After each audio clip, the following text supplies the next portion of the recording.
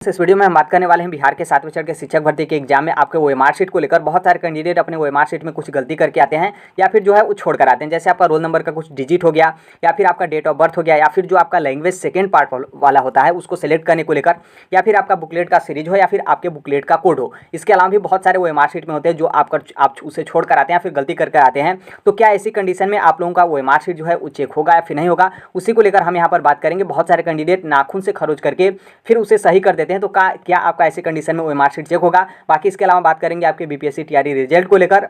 और आपके cut off को लेकर कि जो लोग बोल रहे हैं कि कट ऑफ जो है आपका कम आएगा, और अगली आपकी वैकेंसी को लेकर मतलब बीपीएससी टीआरई सेकंड की जो है आपकी वैकेंसी को लेकर। तो एक एक करके यहाँ पर जो है हम यहाँ पर डिटेल में जो है वो देख लेते हैं, क्योंकि नॉर्मल सी बात है आपके पास भी जो है कम समय होगा। यदि आप इस प्लेटफॉर्म पर नए होंगे तो राइट टू एजुकेशन सोनभद्र को आप सब्सक्राइब जो है कर लीजिएगा। आप ये ओएमआर शीट जो देख रहे हैं ये आपका सब्जेक्ट वाला है, मतलब ये आपका मेन ओएमआर शीट है जीएस का। इसके अलावा नीचे हम बात करेंगे आपके लैंग्वेज के ओएमआर शीट को लेकर। तो देखेंगे तो इसी तरीके का एग्जाम में जो है आपको ओएमआर शीट मिला होगा। हालांकि ये जो आपका ओएमआर शीट है आपका डेमो ओएमआर शीट है, तो ऐसा मत कहिएगा कि एकदम सेम टू सेम ऐसा ही हमें ओएमआर शीट नहीं मिला, बल्कि थोड़ा सा डिफरेंट था। तो थोड़ा सा डिफरेंट रहा होगा क्योंकि ये आपका डेमो ओएमआर शीट है। यहाँ पर जस्ट आप कोने में देखेंगे तो यहाँ पर आपका क्या दिया गया है, जो आपका ओएमआर शीट है उसका सीरियल नंबर, और यहाँ पर जो है आपके नेम दिए गए हैं, और यहाँ पर आपका डेट ऑफ बर्थ के लिए दिया गया है। यहाँ पर आपके बुकलेट सीरीज दिया गया है जिसमें आपको यहाँ पर लिखना है, और इसमें जो है आपको गोला जो है उभरना है, जो भी आपका बुकलेट सीरीज होगा। यहाँ पर आपका रोल नंबर है, रोल नंबर लिखना है, और फिर इसके बाद जो भी रोल नंबर होगा वो यहाँ पर गोले में जो है आप लोगों को रंगना है। तो सबसे पहले यहाँ पर जो आपका ओएमआर शीट का सीरियल नंबर है उसको लेकर हम यहाँ पर देखेंगे। तो यहाँ पर देखिए जो ओएमआर शीट का आपका सीरियल नंबर है जो कि यहाँ पर आपका दिया गया है, जो आपका नेम है जो कि यहाँ पर आपका दिया गया है, और जो आपका डेट ऑफ बर्थ है वो जो है आपका यहाँ पर दिया गया है। यदि आप इन तीनों में से या फिर आप लोग खाली छोड़कर आते हैं या फिर आप लोग गलती लिख कर आते हैं या फिर इसे आप कट पीट करके आते हैं तो भी यहाँ पर कोई दिक्कत नहीं, आपका ओएमआर शीट जो है वो चेक होगा। जैसे सीरियल नंबर में मान लीजिए आपका 4 5 6 3 2 इस तरीके से है, और पता चले कि आप 6 भूल गए, 4 के बाद 5 5 के बाद 3 लिख दिए, 6 भूल गए, फिर पता चले कि इसी में आप 6 गिचमिच कर दिए, फिर गलती हो गया, फिर इसे आप काट पीट मतलब कुछ भी यहाँ पर किए हों, गलती किए हों, काटे हों, पीटे हों, मिटाए हों, या फिर आप इसे सादा छोड़कर आए हों, कोई दिक्कत यहाँ पर नहीं होगा। लेकिन यहाँ पर देखिएगा जो आपका बुकलेट का सीरीज है, यहाँ पर आपका बुकलेट सीरीज आप देख सकते हैं, यहाँ पर लिखा गया क्वेश्चन बुकलेट सीरीज। तो देखिए ये जो आपका बुकलेट सीरीज में ये आपका लिखने वाला है, मतलब यहाँ पर जो आपका डिब्बा है, यदि मान लीजिए डिब्बा में आप लोगों को बुकलेट सीरीज ए मिलता है लेकिन आप डिब्बे में जो है गलती से बी लिख दिए या फिर आप डिब्बे को जो है खाली ही छोड़ दिए, तो यहाँ पर कोई दिक्कत नहीं है, आपका ओएमआर शीट जो है वो चेक होगा। लेकिन जस्ट उसके बगल में आपका दिया गया है ABCD, मतलब यहाँ पर क्या है कि आपका गोला भरने वाला। तो देखिए गोला भरने वाले में यदि आप गोले को खाली छोड़कर आते हैं, मतलब ये जो आपका गोला है इसे आप खाली छोड़कर आते हैं, तब ऐसी कंडीशन में आपका ओएमआर शीट जो है वो चेक नहीं होगा। लेकिन यदि आप लोग गलत गोला भर देते हैं तो आपका ओएमआर शीट जो है वो चेक होगा, लेकिन कोई फायदा नहीं होगा। जैसे मान लीजिए आप लोगों को बुकलेट सीरीज जो है आपका ए मिला, बुकलेट सीरीज आपका क्या मिला, ए मिला। नॉर्मल सी बात है, बुकलेट सीरीज ए मिला होगा तो उसी के बेस पर आप लोग पेपर जो है सॉल्व किए होंगे। लेकिन आप लोग बुकलेट सीरीज में क्या किए कि आप बी वाले गोले पे जो है आप यहाँ पर बी वाले गोले को रंग दिए। तो इसका मतलब क्या है कि जो आपका कंप्यूटर चेक करेगा वो आपका आंसर जो है बी वाले बुकलेट सीरीज से जो है मैच करके यहाँ पर आंसर जो है आपका चेक करेगा। तो आपका ओएमआर शीट तो चेक हो जाएगा, लेकिन उतना नंबर नहीं आएगा, क्योंकि आप लोग पेपर जो सॉल्व किए हैं वो आप बुकलेट सीरीज ए से पेपर सॉल्व किए हैं, और जो आपका कंप्यूटर चेक किया है वो आपका बुकलेट सीरीज बी के हिसाब से जो है आपका ओएमआर शीट जो है वो चेक कर दिए हैं। तो उतना नंबर नहीं बनेंगे।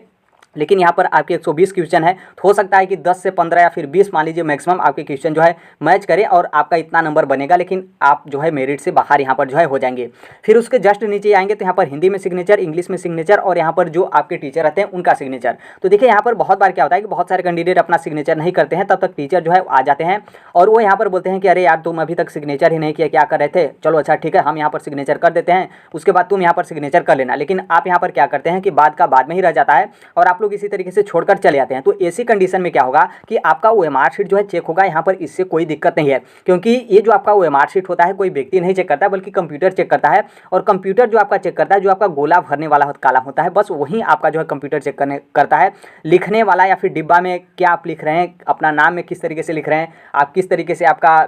राइटिंग है फिर कुछ भी वो चेक नहीं करता है, बस आपका गोले वाला जो है वो चेक करता है। तो उम्मीद है कि जो आपका जीएस वाला था, हाँ जीएस वाला था उसे आप समझ गए होंगे। अब यहाँ पर आता है सेकंड पार्ट जो कि आपके लैंग्वेज को लेकर। तो देखिए यहाँ पर आप देखेंगे तो यहाँ पर आपके रोल नंबर जो है आपके दिए गए हैं, बाकी सेम उसी तरीके से रहेगा, तो उसे आप ऊपर ही समझ गए होंगे। देखिए यदि रोल नंबर में यहाँ पर क्या किए हैं कि आप लोग गलत करके आए हैं या फिर जो है आप इसे खाली छोड़कर आए हैं, तब ऐसी कंडीशन में क्या होगा कि आपका ओएमआर शीट जो है चेक नहीं होगा, क्योंकि जो आपका मेन होता है वो आपका यहाँ पर रोल नंबर ही होता है। क्योंकि रोल नंबर यदि नहीं आएगा तो आपका डाटा यहाँ पर नॉर्मल सी बात है आएगा ही नहीं। और यहाँ पर क्या होता है कि बहुत सारे कंडीशन में क्या होता है कि रोल नंबर के साथ आपके रजिस्ट्रेशन नंबर भी जो है यहाँ पर दिए रहते हैं। तो ऐसी कंडीशन में क्या होता है कि यदि आप रोल नंबर गलत किए हैं और रजिस्ट्रेशन आप सही किए हैं, या फिर आप रजिस्ट्रेशन गलत कर दिए हैं, रजिस्ट्रेशन नंबर और रोल नंबर आप सही किए हैं, तो यहाँ पर क्या होता है कि एक सही एक गलत पे आपका ही डाटा दोनों होता है। रजिस्ट्रेशन नंबर में भी आपका ही डाटा होगा और रोल नंबर में भी आपका ही डाटा होगा, तब ऐसी कंडीशन में चेक हो जाता है। लेकिन बीपीएससी टीआरई एग्जाम में क्या हुआ था कि आपका सिर्फ रोल नंबर ही दिया गया था। तो नॉर्मल सी बात है आप रोल नंबर में गलत कर देते हैं या फिर आप इसे खाली छोड़ कर आते हैं, तो आपका यहाँ पर ओएमआर शीट जो है वो चेक नहीं होगा। बाकी डेट ऑफ बर्थ को लेकर बुकलेट सीरीज को लेकर सेम वही रहेगा। बाकी यहाँ पर दो आपके लैंग्वेज मिलेंगे, जो कि फर्स्ट जो आपका पार्ट होगा वो आपका इंग्लिश है 25 नंबर का सभी के लिए कंपलसरी, और पार्ट सेकेंड वाला है जो कि आपको 3 मिलेगा, हिंदी, उर्दू और बांग्ला। तो देखिए हिंदी और उर्दू बांग्ला में से आप यहाँ पर क्या किए हैं, वही कंडीशन नॉर्मल सी बात है आप यहाँ पर क्या किए होंगे कि यदि जो आपका पार्ट सेकंड वाला है, यदि आप इसे खाली छोड़ दिए होंगे, मतलब ये जो आपका पार्ट सेकंड दिख रहा है इसे आप गोले में जो है खाली छोड़ दिए होंगे, तो इसका मतलब साफ है कि आपका सिर्फ और सिर्फ जो आपका इंग्लिश वाला 25 क्वेश्चन है यही आपका चेक होगा, पार्ट सेकंड जो है आपका चेक नहीं होगा। यदि मान लीजिए आप लोग यहाँ पर गलत जो है वो गोला भर कर आए, जैसे आप लोगों ने यहाँ पर क्या किया कि आप लोग यहाँ पर पेपर जो है उर्दू का दिए और आप लोगों ने गोला भरते टाइम जो आपका फर्स्ट वाला ऑप्शन है उसी को आप रंग दिए, तो जो आपका कंप्यूटर चेक करेगा वो आपका उर्दू के बेस पर चेक करेगा, और आप जो आपका कंप्यूटर चेक करेगा वो आपका हिंदी के बेस पर चेक करेगा। और आप लोगों ने पेपर किसका दिया है, आप लोग पेपर उर्दू का दिए हैं, तो 25 नंबर तो यहाँ पर कोई दिक्कत नहीं है, सही से आपका चेक होगा। लेकिन वहीं जो आपका पार्ट सेकंड वाला जो आपका 75 नंबर का क्वेश्चन होगा, तो ये आपका चेक होगा मतलब वहीं भगवान भरोसे तुक्का की तरह, क्योंकि आप लोगों ने पेपर दिया उर्दू का और कंप्यूटर चेक कर दिया आपका हिंदी का। और यहाँ पर जैसे बहुत सारे कैंडिडेट यहाँ पर ये भी तर्क लगाएंगे कि हमने फॉर्म भरते टाइम क्या किया था कि हमने फॉर्म भरते टाइम उर्दू यहाँ पर सेलेक्ट कर दिया था, लेकिन यहाँ पर क्या है कि गोला भरते टाइम हमने गलती कर दिया, तो हमारा तो कंप्यूटर चेक कर लेगा कि हमने फॉर्म भरते टाइम क्या जो है वो सिलेक्ट किया, हम कौन से सब्जेक्ट के टीचर हैं। तो देखिए उससे कोई यहाँ पर मतलब नहीं है। इसका मतलब जो आपका पार्ट सेकंड वाला लैंग्वेज है ये आपके ऊपर डिपेंड करता है कि आप क्या लेना चाहते हैं। मतलब आप भले ही उर्दू के टीचर हैं, लेकिन आप यहाँ पर चाहते हैं कि वो एमआर शीट में या फिर पेपर में हम हिंदी का पेपर दे, तो आप दे सकते हैं, कोई दिक्कत नहीं है। बहुत सारे कैंडिडेट इस तरीके से दिए हैं कि वो लोग उर्दू के टीचर हैं, लेकिन पेपर यहाँ पर वो लोग क्या किए कि हिंदी का दिए, या फिर उन लोग हिंदी के टीचर हैं लेकिन यहाँ पर उन लोग क्या किए कि पेपर उर्दू का दिए, उनको उर्दू आता है, उन लोग उर्दू का पेपर दिए। उसी तरीके से आपका बांग्ला का भी है, आप टीचर बांग्ला के हैं लेकिन आप यहाँ पर क्या किए कि आप हिंदी का पेपर दे दिए, या फिर मान लीजिए आप हिंदी जनरल से आपके जनरल टीचर का फॉर्म भरे हैं, मतलब हिंदी के मतलब सामान्य टीचर के तौर पे आप फॉर्म भरे हैं, लेकिन आपको बांग्ला अच्छा आता है और आप लोगों ने बांग्ला का पेपर देना चाहते हो, आप लोगों ने बांग्ला का पेपर दिया होगा। तो मतलब यहाँ पर आपके ऊपर डिपेंड था कि आप यहाँ पर कौन सा सेलेक्ट करके आप लोग यहाँ पर पेपर जो है वो देना चाहते हैं। ये नहीं था कि आप जिस सब्जेक्ट के टीचर होंगे उसी का पेपर देंगे। तो यहाँ पर इस बात को जो है आपको ध्यान रखना है। यदि आप गोला खाली छोड़कर आए होंगे पार्ट सेकेंड वाला, तो आपका सिर्फ इंग्लिश का चेक होगा। यदि आप गलत भर के आए होंगे तो वहीं आपका तुक्का की तरह भगवान भरोसे जो है आपका चेक होगा। तो आई होप इसे आप समझे होंगे। आगे यहाँ पर आते हैं आपके नाखून को लेकर और XYZ जो भी आपका कन्फ्यूजन था। तो देखिए बेसिकली यहाँ पर क्या है कि आप लोग जो आपका लिखने वाला कॉलम होता है, जैसे लिखने वाला कॉलम का मतलब हमने आपको नाम बताया, फिर डेट ऑफ बर्थ बताया, या फिर जो आपका बुकलेट का सीरियल नंबर था उसको बताया, या फिर जो आपका डिब्बे वाला होता है, जैसे डिब्बे में मान लीजिए आपका रोल नंबर था, जैसे रोल नंबर 3 4 5 6, पता चला कि यहाँ पर 2 3 फिर 5 कर दिए, 4 को आप भूल गए, फिर पता चला कि आप 5 को यहाँ पर गलत करके 4 किए फिर 5 किए। तो यहाँ पर मान लीजिए आप लोग का जो डिब्बा होता है या फिर जो आपका लिखने वाला होता है उसे आप खाली छोड़कर आए हों या फिर गलत किए हों या फिर कट पट किए हों, उससे कोई दिक्कत नहीं है, क्योंकि जो आपका चेक करेगा कंप्यूटर वो आपका गोला वाला और जो आपका रंगने वाला होता है वो आपका यहाँ पर चेक करेगा। तो यदि आप गोला और रंगने वाला आप लोग सही किए हैं तो आपका वो मार्कशीट जो है 100% बहुत अच्छे तरीके से चेक होगा, कोई यहाँ पर दिक्कत जो है उन्हें होगा। यहाँ पर बहुत सारे कैंडिडेट हैं जो अपना गलत करके नाखून से जो है वो खरोचे हैं। तो देखिए बेसिकली ये जो आपका रीड करना होता है वो आपका कंप्यूटर जो है वो आपका रीड करता है वो एमआर शीट को। तो आप यदि नाखून से खरोचे हैं अच्छी बात है, नॉर्मल सी बात है, गलत हो गया है तो क्या करेंगे। तो यदि आप इस तरीके से किए हैं, मान लीजिए मतलब इतना बारीकी इसकी है कि वो पता ही नहीं चला है और कंप्यूटर उसे रीड ही नहीं कर पा रहा है, तो यहाँ पर साफ है, कन्फर्म है कि आप लोग का ओएमआर शीट जो है वो चेक हो जाएगा, कोई यहाँ पर दिक्कत नहीं है। यदि आप लोग डबल गोला जो है वो सेलेक्ट कर दिए हैं तो नॉर्मल सी बात है, ये आप जैसे आप मान लीजिए कोई है आपका ऑप्शन हो या फिर जो कुछ भी हो उसमें आप डबल गोला भर दिए हो, तो नॉर्मल सी बात है इसको कंप्यूटर जो है वो आपके एक मतलब जैसे आपका एक नंबर देने को हो तो यहाँ पर आपका नहीं देगा। मतलब ये जो आपके डबल गोले होते हैं ये इसको जो है कंप्यूटर चेक नहीं करता है। और फिर यहाँ पर देखिए डिब्बा वाले डिब्बे भरे हैं लेकिन गोला भूल गए हैं, इसका मतलब साफ है कि आपका कंप्यूटर चेक नहीं करेगा, क्योंकि डिब्बा भरने या फिर लिखने से यहाँ पर कोई मतलब नहीं है, बल्कि कंप्यूटर जो आपका चेक करेगा, जो आपका कंप्यूटर ओएमआर शीट स्कैन करता है वो आपके गोले वाले को चेक करता है। तो ऐसी कंडीशन में आपका ओएमआर शीट जो है वो चेक नहीं होगा। यदि मान लीजिए आप लोग गोला रंगे हैं, गोला भरे हैं या फिर रंगे हैं, लेकिन ये जो आपका डिब्बा वाला कॉलम होता है इसे आप भूल गए हैं, तो इसका मतलब कोई नहीं है, आप लोग गोला भरे हैं रंगे हैं तो आपका कंप्यूटर जो है ओएमआर शीट स्कैन कर लेगा, यहाँ पर आपके ओएमआर शीट जो है वो चेक होंगे। अब फिर यहाँ पर थोड़ा सा बता दें कि देखिए बहुत सारे कंडीशन में क्या होता है कि आपके ओएमआर शीट जो है, जो आपके ओएमआर शीट रिजेक्ट हो जाते हैं। मतलब जैसे आपका जो कुछ भी गलती हो या फिर मिस्टेक वगैरह हो, तो जो आपका कंप्यूटर स्कैन करता है तो वहाँ पर आपका बता देता है कि आपका ओएमआर शीट मतलब इस तरीके से गलत है। और जिस भी एजेंसी को आपके ओएमआर शीट दिए रहते हैं, वो आपका रिजेक्ट वाला ओएमआर शीट उन लोग यहाँ पर छाट के अलग जो है वो कर देते हैं। नॉर्मल सी बात है, आपका ओएमआर शीट रिजेक्ट होता है तो बहुत सारे लोग आरटीआई लगा लेते हैं या फिर वहाँ पर चले जाते हैं, तो आपका ओएमआर शीट तो होना चाहिए। तो यहाँ पर क्या होता है कि उन लोग अलग जो है कर देते हैं, जिनको भी यहाँ पर टेंडर मिला रहता है ओएमआर शीट चेक को लेकर। तो देखिए बहुत सारे एजेंसी होते हैं या फिर मान लीजिए बीपीएससी है या फिर कोई आयोग होता है, कमीशन होता है, तो उन लोग क्या करते हैं कि जो आपको ओएमआर शीट रिजेक्ट होते हैं उनको उन लोग फिर से जो है वो रीचेक करके, रीचेक का मतलब यह है कि जैसे आप लोग गोला में गलत भर दिया फिर छोड़ दिए, लेकिन आप लोग डिब्बा में अपना रोल नंबर सही लिखे हैं, तो उस रोल नंबर से उन लोग पता कर लेते हैं कि ये किसका डाटा है, किसका जो है बायोडाटा है। तो ऐसे कंडीशन में क्या होता है कि आपके ओएमआर शीट जो है वो यहाँ पर चेक हो जाता है। बहुत बार मतलब इस तरीके से होता है, बहुत सारे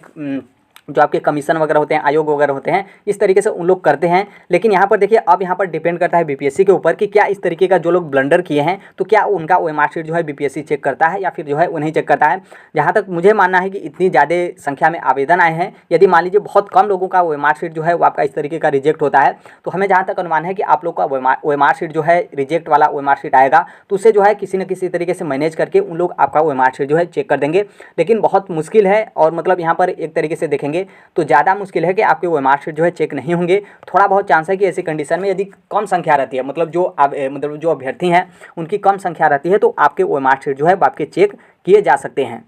बाकी देखिए जो आपका एडमिट कार्ड था उसके मतलब उसका जो आपका निर्देश था उसमें साफ साफ लिखा गया था कि ओएमआर शीट में इस तरीके का गलती करते हैं, मिस्टेक करते हैं, तो आपके ओएमआर शीट जो है वो चेक नहीं होंगे, रिजेक्ट जो है आपका हो जाएगा। बाकी देखिए जो बीपीएससी के चेयरमैन अतुल प्रसाद जी, उनके ऊपर डिपेंड करता है कि वो क्या करेंगे। लेकिन जहाँ तक मानना है कि यदि कम ओएमआर शीट इस तरीके से रिजेक्ट होता है तो वो यहाँ पर ओएमआर शीट जो है वो चेक कर देंगे। देखिए यहाँ पर रिजल्ट को लेकर बोला गया है, तो यहाँ पर साफ साफ बोला गया है कि जो आपका अगला महीना सितंबर है, तो सितंबर के अंतिम सप्ताह में जो है आपका रिजल्ट जो है जारी कर दिया जाएगा, जो कि पहले से भी आप लोगों का पता था। और यहाँ पर देखेंगे तो यहाँ पर आपका बताया गया है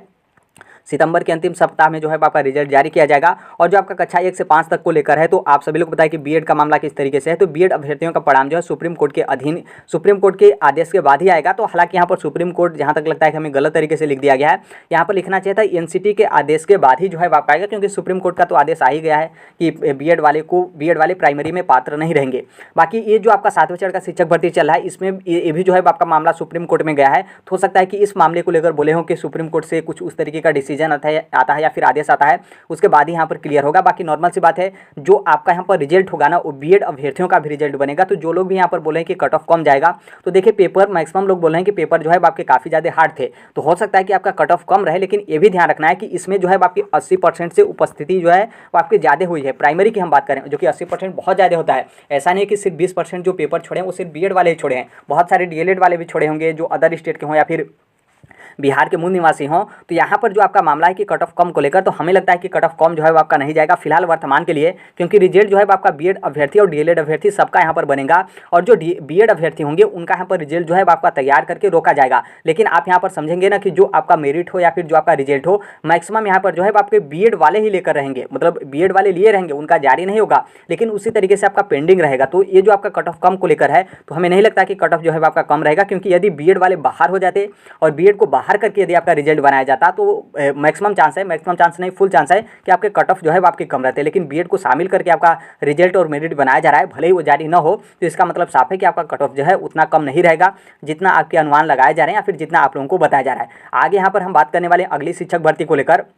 तो देखिए ये जो आपका वर्तमान में हो रही है, मतलब ये जो आप एग्जाम देकर आए, ये आपका 1,70,000 थी और अगली वैकेंसी आपकी 1.5 लाख वैकेंसी आएगी, जो कि इस साल के अंत तक, मतलब इस साल का मतलब दिसंबर 2023 में, क्योंकि दिसंबर 2023 से पहले जो है कोई चांस नहीं, क्योंकि नवंबर में जो है आपका एसटीटी का रिजल्ट जो है आपका जारी किया जाएगा। यहाँ पर देख सकते हैं नवंबर तक जो है आपका रिजल्ट भी आ जाएगा, किसका, एसटीटी का, जो कि माध्यमिक और उच्च माध्यमिक के लिए जो आपकी पात्रता परीक्षा होते हैं उसको लेकर। और जब तक एसटीटी का रिजल्ट नहीं आता है तब तक जो है आपकी अगली वैकेंसी नहीं आएगी। तो दिसंबर 2023 में ही अनुमान है कि आप लोगों की अगली वैकेंसी जो है वो आपको देखने को मिलेगी बीपीएससी टीआरई सेकंड को लेकर। और इसमें जो आपकी वैकेंसी आएगी कक्षा 1 से लेकर 12वीं तक की जो है आपकी शिक्षक भर्ती आएगी। और यहाँ पर प्राइमरी की बात करें तो प्राइमरी में भी जो है आपकी अच्छी खासी वैकेंसी आएगी, क्योंकि यहाँ पर आप डाटा देखेंगे तो वर्तमान में 6 से 8 तक के लिए जो है आपके 32,000 रिक्तियाँ जो है आपकी बताई गई है। तो आप सोचेंगे कि अभी वैकेंसी जो है 7वें चरण में क्यों नहीं 6 से 8 तक की आई। तो देखिए 6 से 8 तक की वैकेंसी इसलिए नहीं आई क्योंकि जो कक्षा 1 से 5 तक के लिए 5 तक में जो ऑलरेडी बिहार में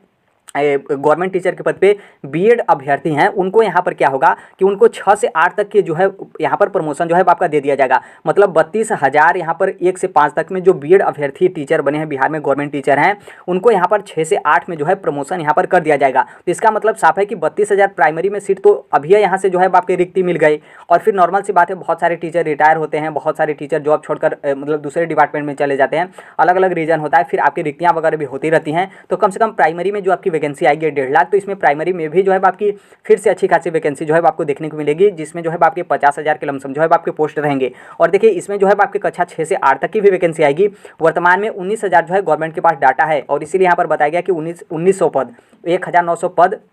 इसीलिए गवर्नमेंट यहाँ पर 7वें चरण में 6 से 8 तक की वैकेंसी नहीं निकाली कि अगली बार जो है हम वैकेंसी निकालेंगे तो उसमें इस वैकेंसी को भी ऐड करके जो है वो यहाँ पर निकालेंगे। तो कक्षा 6 से 8 तक की भी वैकेंसी कम रहेगी, लेकिन वैकेंसी आपकी आएगी। और प्राइमरी में जो है आपके 50,000 के लमसम जो है आपकी वैकेंसी रहेगी। देखिए ये जो आपका 7वें चरण का शिक्षक भर्ती हो रहा है जो कि 1,70,000 पद पे, तो इसमें यहाँ पर बताया गया कि लगभग 70 से 80,000 पद जो है आपके खाली रह जाएंगे। अब यहाँ पर किस तरीके से बताया गया है 70 से 80,000 पद, ये तो मतलब पता नहीं है, क्योंकि आप माध्यमिक और उच्च माध्यमिक का देखेंगे तो उसमें आपके जितने आवेदन हुए हैं, जितनी वैकेंसी उससे कम यहाँ पर आवेदन हुए, लेकिन 75% ये भी तो एक 75% सीट जो है यहाँ पर भरना आपका कंपलसरी है। तो शायद हमें लगता है कि ये जो आपका बोला जा रहा है कि बीएड वालों का जो रिजल्ट है वो आपके एनसीटी के आदेश के बाद ही आएगा, तो हमको लगता है कि बीएड जो एनसीटी है वो यहाँ पर बोल देगी कि बीएड वालों का परिणाम जो है न जारी किया जाए। बीएड वाले प्राइमरी से अपात्र जो है घोषित होते हैं, तो हमको लगता है कि उन लोग का फिर रिजल्ट बनाकर फिर डीएलएड वालों को यहाँ पर उन लोग शामिल नहीं करेंगे,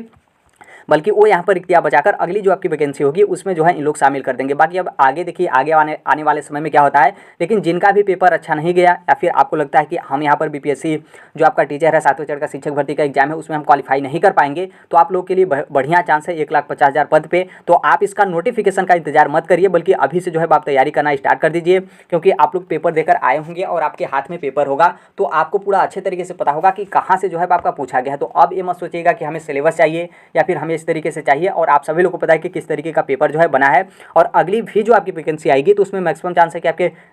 निगेटिव मार्किंग तो रहेंगे ही, और बाकी नॉर्मल सी बात है आपका कंपटीशन और ज़्यादा टफ हो जाएगा, क्योंकि सबको अनुमान लग जाएगा कि कहाँ से जो है आपके पेपर बनाए गए हैं, किस तरीके से पैटर्न जो है वो शामिल किया गया है। बाकी आप भी टेलीग्राम से जुड़ जाएगा, जो कोई भी अपडेट होता है वो हम यहाँ पर शेयर कर देते हैं।